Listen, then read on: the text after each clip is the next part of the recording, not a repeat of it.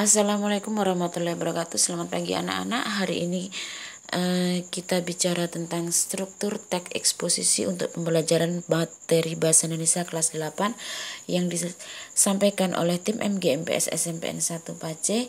Yang akan menyampaikan adalah Ibu Yuli Sri Setiawati SPD. Sebelum kita mulai pembelajaran, mari kita ucapkan bacaan basmalah agar segala sesuatu bisa berjalan dengan baik dan lancar. Oke, tujuan pembelajaran kita hari ini adalah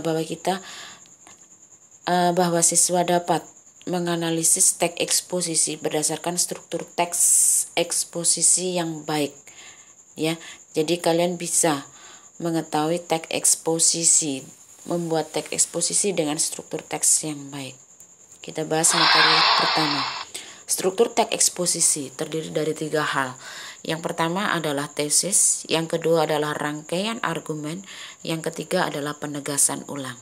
Jadi ada 3 hal yang harus kalian perhatikan ketika kita menyusun sebuah teks eksposisi yang harus benar-benar kalian cermati agar kita dapat menyusun teks eksposisi dengan baik dan benar. Oke, kita bahas yang pertama. Ketika kita membahas yang pertama adalah tesis. Tesis itu meliputi 3 hal, ya. Di situ ada isu, ada permasalahan, ada posisi penulis. Ketika kita bicara tentang isu, maka di situ adalah kita berbicara tentang permasalahan yang sedang dibicarakan oleh banyak orang. Jadi permasalahan yang sangat umum, yang sangat banyak dibicarakan orang lain atau permasalahan yang sedang up to date pada saat itu. Tesis mengangkat permasalahan seperti itu. Kemudian yang kedua adalah permasalahan. Nah, dari berbagai permasalahan yang ada dalam masyarakat, kemudian banyak yang dibicarakan, maka kita memilih satu permasalahan yang bisa kita angkat untuk membuat sebuah teks eksposisi.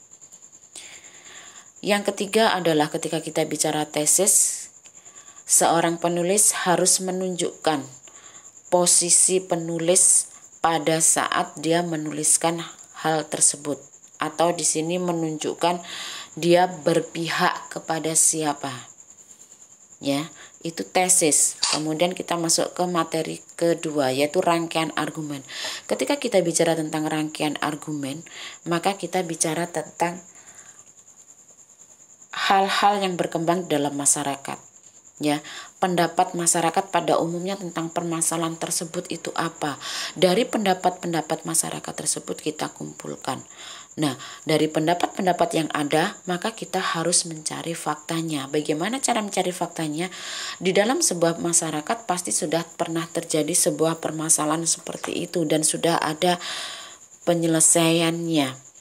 Dari penyelesaian atau dari jalan keluar yang sudah ada, maka di situ kita sampaikan kepada pembaca. Kita tuliskan kepada pembaca bagaimana caranya penyelesaian masalahnya dari opini-opini yang berkembang dari permasalahan yang sedang berkembang pada saat itu. Nah, maka dia disebut sebagai fakta.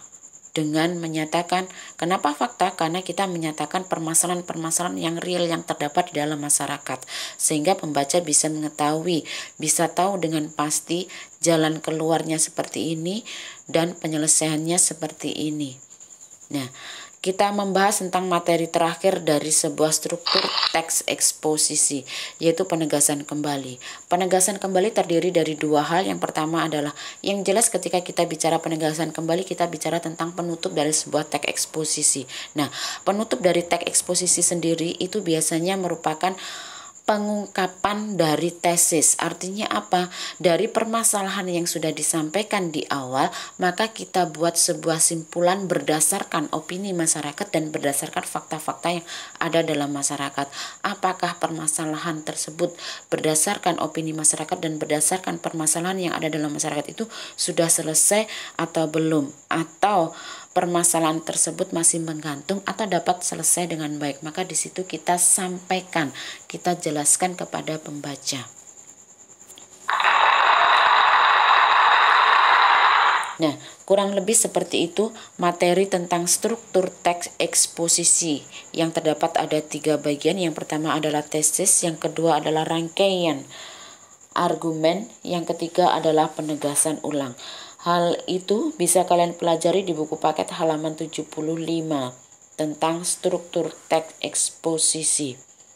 Kalau ada pertanyaan bisa kalian tanyakan kepada atau di grup kelas masing-masing kepada guru pengampunya masing-masing. Terima kasih atas waktunya. Semoga kalian semua selalu dalam keadaan sehat. Semoga kalian selalu dalam keadaan bersemangat dalam mengikuti daring kali ini. Terima kasih atas waktunya. Salam sehat selalu. Semoga kalian tetap semangat dalam mengerjakan tugas yang diberikan oleh guru, karena kalian adalah anak-anak kreatif, anak-anak bertanggung jawab, anak-anak yang religius. Assalamualaikum warahmatullahi wabarakatuh.